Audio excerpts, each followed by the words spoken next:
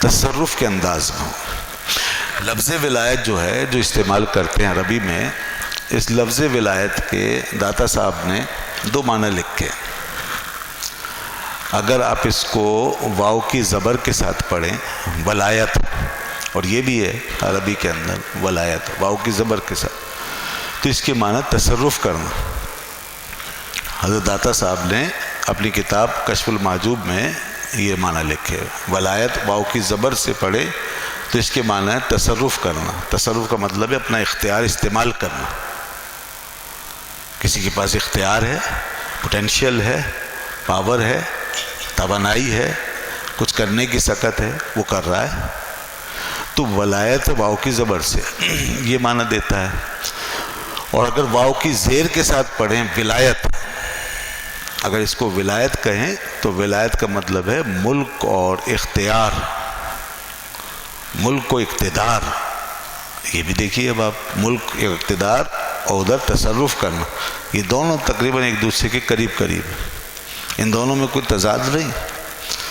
تو لفظ ولایت جو ہے یہ ایک ایسی حقیقت پر مشتمل ہے جس کے اندر فعالیت اور تصرف ہے، جس کے اندر غلبے کا مفہوم ہے، غالب آنے کا مفہوم ہے۔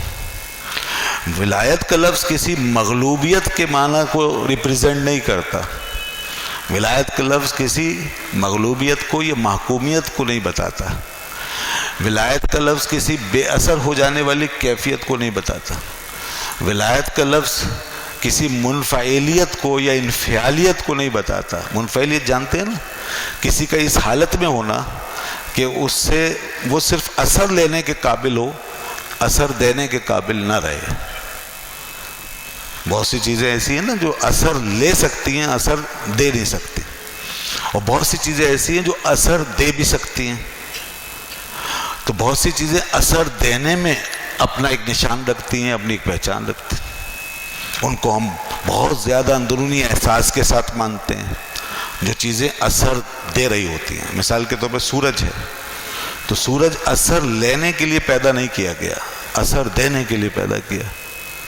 یہ سورج کے اندر جو کیفیت ہے یہ مؤثریت کی کیفیت ہے، فعالیت کی کیفیت ہے، فنکشننگ ہے اس میں بس اثر اس کا مرتب ہونا ہے چیزوں پر، کائنات پر، وہ اثر لیتا نہیں۔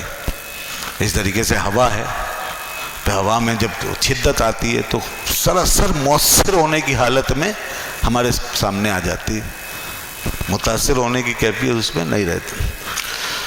اور بہت سی چیزیں ایسی ہیں جو اثر لینے کے حالت میں پائی گئی ہیں، جن کے اوپر صرف اثر مرتب ہی ہو سکتا ہے۔ مثال کے لطیف اشیاء ہیں، باریک اشیاء ہیں، نرم اشیاء ہیں، وہ صرف متاثر ہونے کے لیے ہیں اور ان پہ اثر مرتب ہی ہوگا۔ موسم کا اثر مرتب ہوگا، آگ کا، بھاری جسموں کا، کسی کے تصرف کا اثر مرتب ہوگا۔ تو یہ ہے مؤثر اور متاثر ہونے کی کیفیت۔ بندے کا معاملہ یہ ہے، بندہ جو ہے اللہ نے انسان کو دونوں کیفیتوں کے ساتھ آراستہ کیا ہے۔ اللہ نے انسان میں متاثر ہونے کی بھی کیفیت رکھی اور مؤثر بننے کی بھی صلاحیت رکھی۔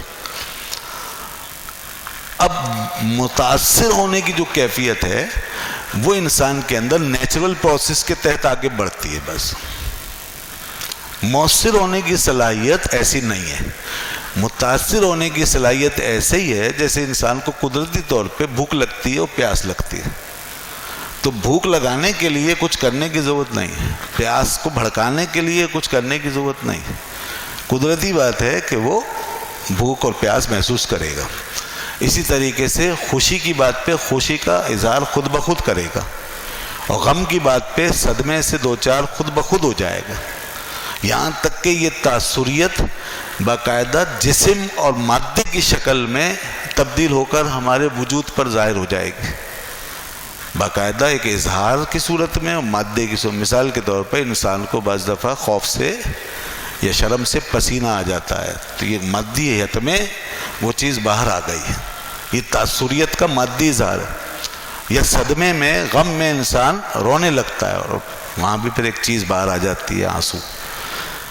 یا پھر کبھی اس طرح کے انسان کے ساتھ ایک ایسی ایکسپریشن ہو جاتی ہے خود بخود کہ جس پہ وہ بالکل بے قابو ہوتا ہے اور مجبور ہوتا ہے. مثلا وہ خوشی سے اس کا چہرہ ٹمٹمانے لگتا ہے یا ایک دم سے کاکا نکل جاتا ہے یا اس کے چہرے پہ خود بخود افسردگی چھا جاتی. یہ متاثریت کی زبردست حالت ہے جو فطرت نے ہمارے اندر اس طریقے سے جاگزی کر دی ہے کہ وہ بغیر کسی ہمارے ارادے کے اور بغیر کسی عمل دخل کے وہ اپنے پروسیس سے چل رہی ہے.